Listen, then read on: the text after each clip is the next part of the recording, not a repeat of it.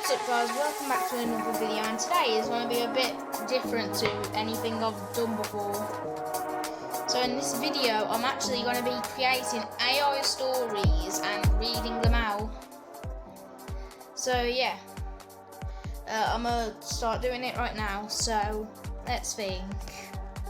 Make a story about a man called Schlep. Let's see. Schlep. Here's a story about Schlep. Schlep was not a remarkable man, at least not in the way he wished to be. His shoulders were slouched, his shoes were always a little too worn, and his name alone seemed to carry the weight of a sigh. People rarely remembered him at parties, even though he always offered to carry the heavy trays or fold up the chairs when things would wind down. Wait, hold on. There's a voice thing. Here's a short story about Schlep. Okay. Schlep was not a remarkable man, at least not in the way he wished to be. His shoulders were slouched, his shoes were always a little too worn, and his name alone seemed to carry the weight of a sigh. People rarely remembered him at parties, even though he always offered to carry the heavy trays or fold up the chairs when things wound down. He worked at a delivery warehouse, moving boxes from one place to another. Okay. The irony wasn't lost on him. His life had become the meaning of his name. I didn't even know this was a feature. To bear weight. And yet, he did it quietly, with a kind of steady endurance that made him invisible.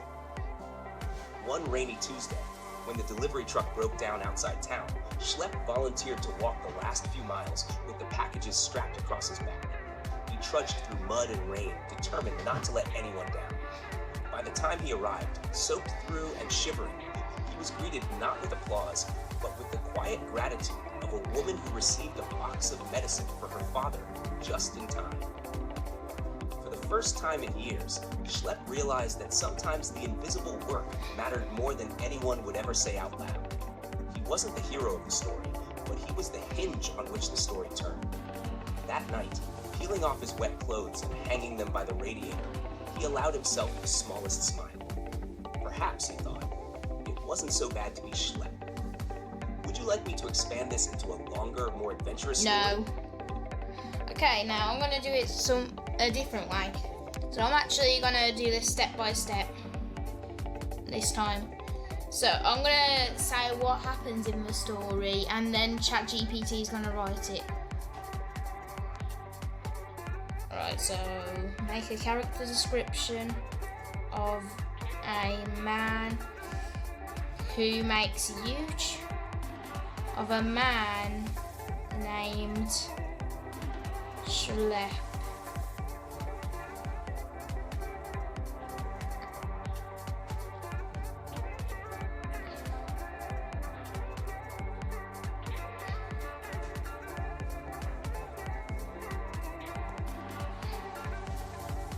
Here we go. Make him play Roblox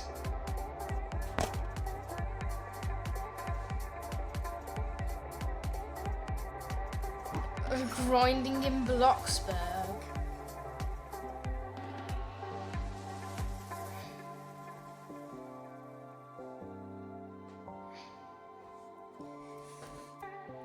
Make him arrest someone who dates children. Oh, by the way, this is going to be a thing where I'm gonna do Schlep, then I'm gonna do Mr. Beast, then I'm gonna do SpongeBob becoming real. I definitely didn't just think of those randomly.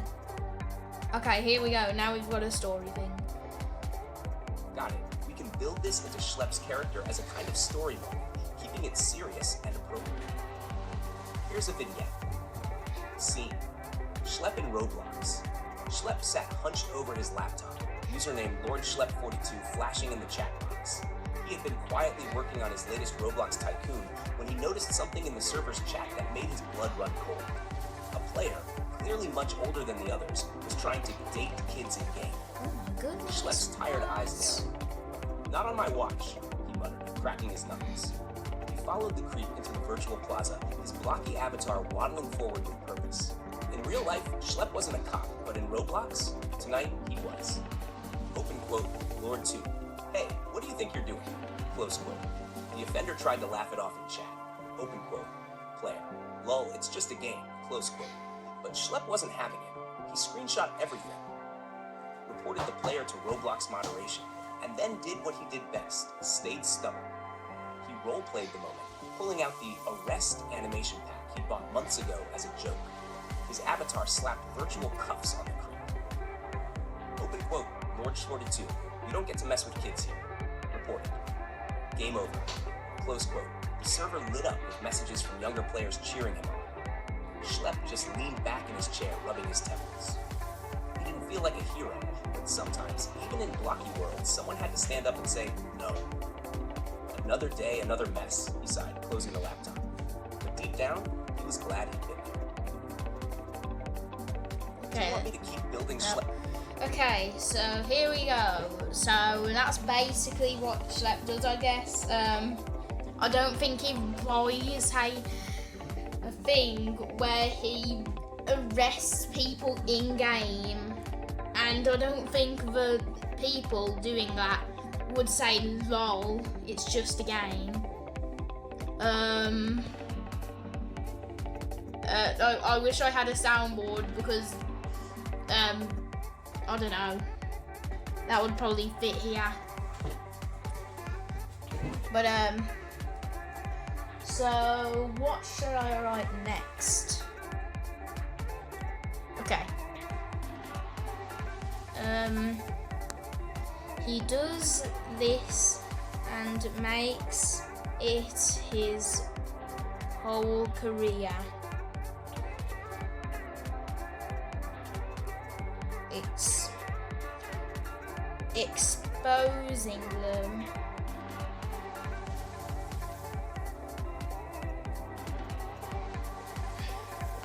to their audience of millions.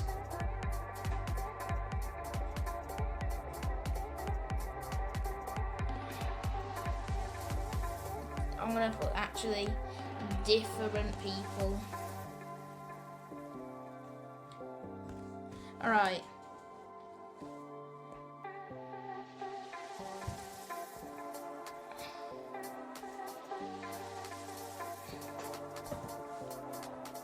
It went viral. Millions turned in, not for the graphics, but the sight of an unlikely hero. Alright.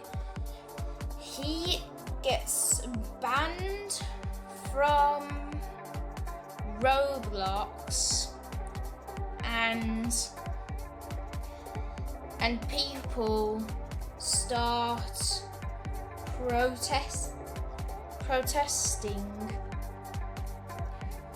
for him to be unbanned.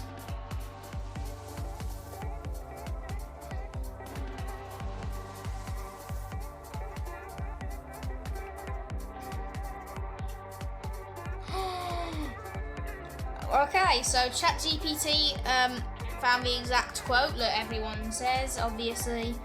Where is it? Hashtag free schlep. So yeah, that makes sense.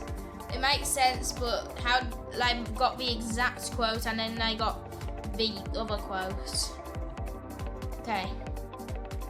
Alright, let's evolve Schlep's story into that dramatic next chapter.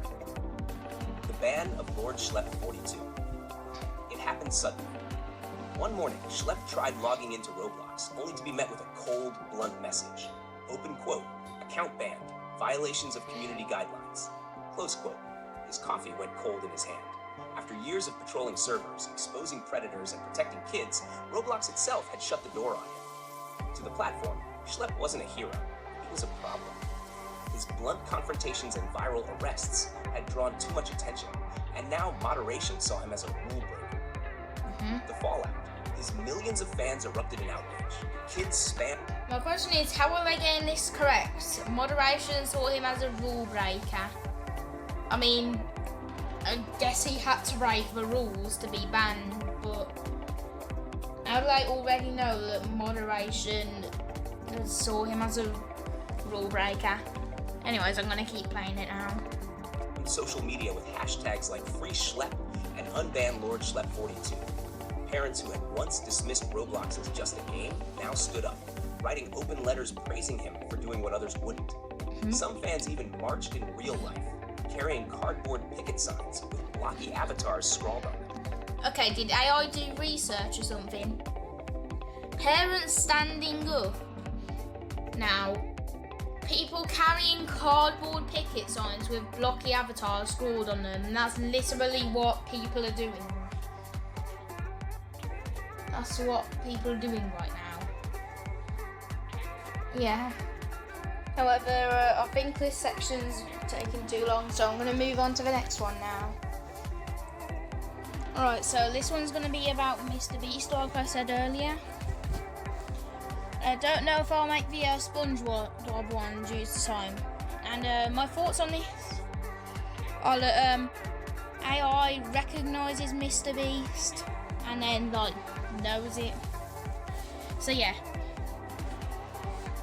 I'm gonna say what I'm gonna do first as well. Maybe that'll make it better.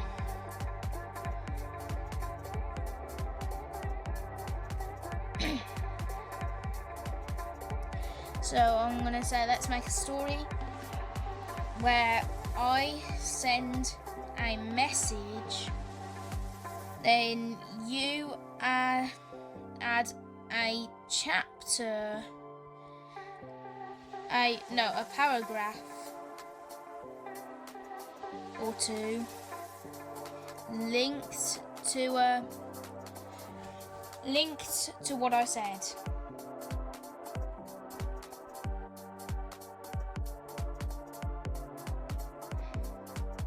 Okay.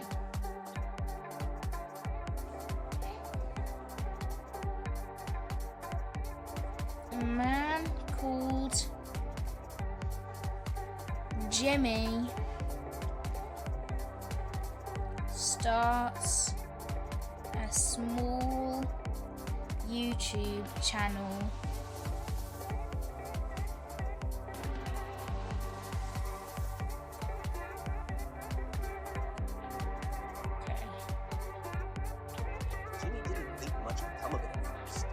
Set up the channel late at night using an old laptop and a microphone he borrowed from his younger brother. His first few videos were clumsy, tutorials on how to fix small household gadgets, recorded in his messy garage. The lighting was poor, his voice a little shaky, but there was an odd charm to his authenticity. To his surprise, a handful of viewers began leaving comments. Some thanked him for helping them fix things they thought were broken forever, while others just seemed to enjoy his easygoing, slightly awkward way of explaining. It wasn't fame, not yet, but it was a spark. So yeah, he starts getting more views and gets 1,000 subscribers.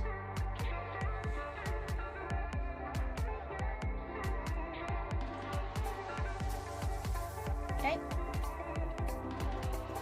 When Jimmy hit 1,000 subscribers, he almost didn't believe it. The number sat on his dashboard like a glowing milestone, proof that strangers from around the world actually cared about what he was doing. He celebrated by making a special video, thanking his viewers, promising to keep improving. His garage had slowly transformed. He'd set up brighter lights, painted one wall a cleaner color, and even built a makeshift workbench to film on. With the new momentum, Jimmy began experimenting. He tried out slightly longer videos, added a bit of humor, and even shared some stories from his own life while tinkering with gadgets. The comments became more personal. People weren't just fixing toasters, they were starting to connect with him. That's when Jimmy realized this might be more than just a hobby. So I'm gonna say his videos quickly become viral and he hits 100,000 subscribers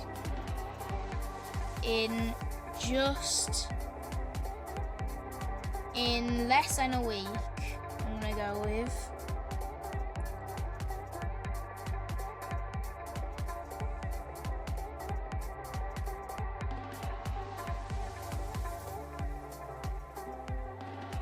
Growth was dizzy. One night, Jimmy went to bed with 5,000 subscribers, and by the next afternoon, a video of him fixing an old, battered radio had exploded across the internet. Memes, reaction videos, and even compilations of his funniest one-liners started flooding social media. By the end of the week, his subscriber count had soared past 100,000. Suddenly, brands were reaching out. A small tool company wanted to send him free gear, and a tech blog wrote an article calling him the accidental handyman star of YouTube. Jimmy's garage, once a quiet place where he tinkered alone, now felt like the center of a global stage. It was thrilling, but a tiny voice in the back of his mind whispered, "What happens when the world is watching your every move?" So now I'm gonna switch up to what Mr. Beast's content is actually of.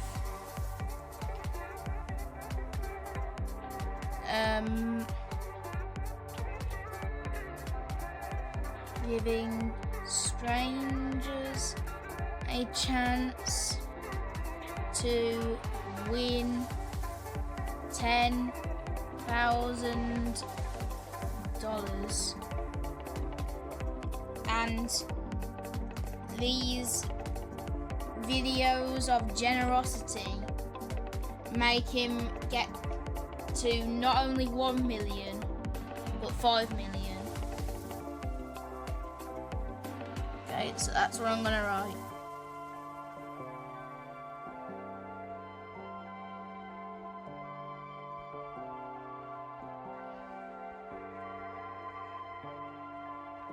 Okay.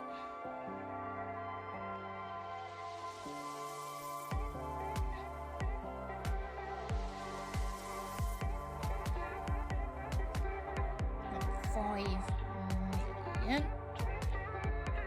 Okay, there we go.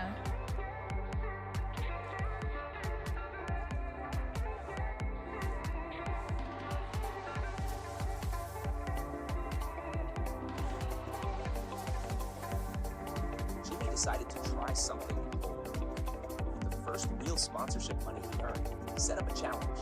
He would give $10,000 to a stranger if they could complete a simple task, like fixing a broken item with him or answering quirky trivia questions. He filmed it with the same homemade charm, laughing with contestants and cheering them on. The reactions, tears, hugs, and stunned disbelief captured hearts instantly.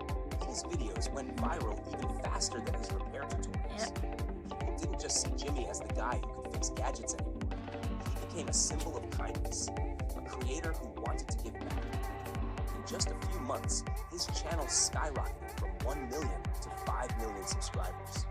News outlets picked up the story, dubbing him the generous handyman, and fans from around the world wrote in, not only to participate, but to thank him for showing that YouTube fame could be used to spread joy. But with millions watching, Jimmy started to wonder, was he ready for the responsibility that came with being a beacon of generosity? So I'm gonna already do his I don't know if there's a new popular video, but what I can remember was his Squid Game video getting really popular. So I'm gonna do that. He makes a video where he recreates the popular Netflix series Squid Game,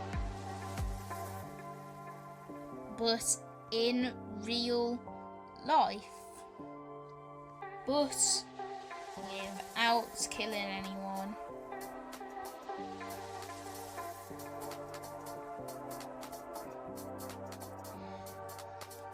In the end, the winner won 1 million.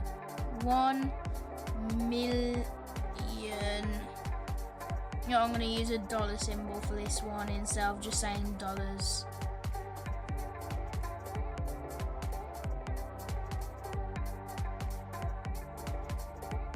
Actually, no, I'm just going to say dollars.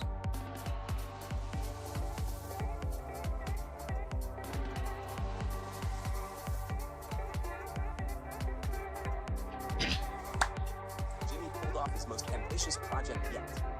Partnering with a team of set designers and event planners, he recreated the iconic challenges from Squid Game. The giant doll from red light, green light, intense tug of war, and even the glass bridge, this time built from safe plexiglass. Hundreds of contestants flew in, eager for the chance to participate. The twist?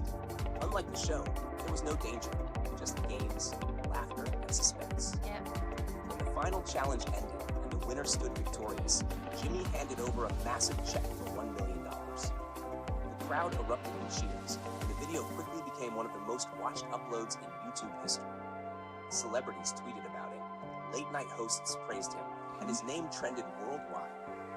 For Jimmy, it wasn't just another viral hit. It was proof that he could dream as big as anyone on the platform and actually pull it off.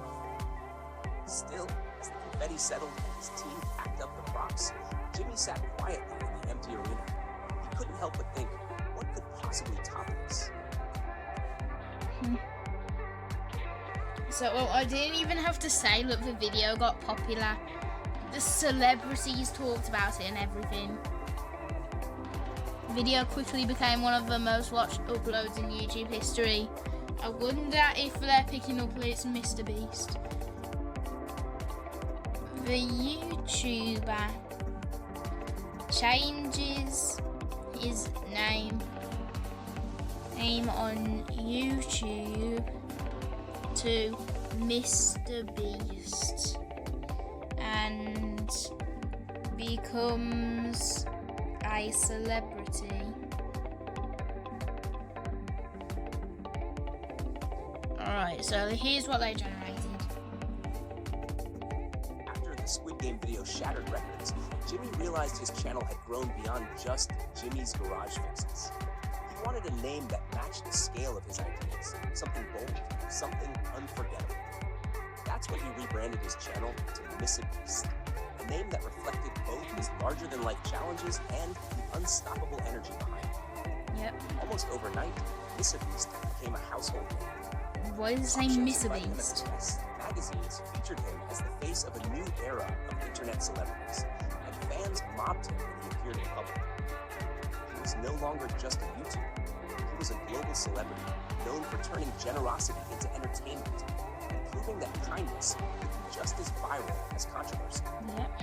But with the fame came new pressures, bigger expectations, higher stakes, and the gnawing question of how long he could keep pushing the limits without losing himself. Alright, so that's gonna be the end of this video. I hope you guys enjoyed it. It's a bit different than the normal ones. So yeah, I hope you liked it. But goodbye. Like I've said before, and like I'm posting more frequently now. So yeah, I hope you liked this little different video. And see you in the next one. Goodbye.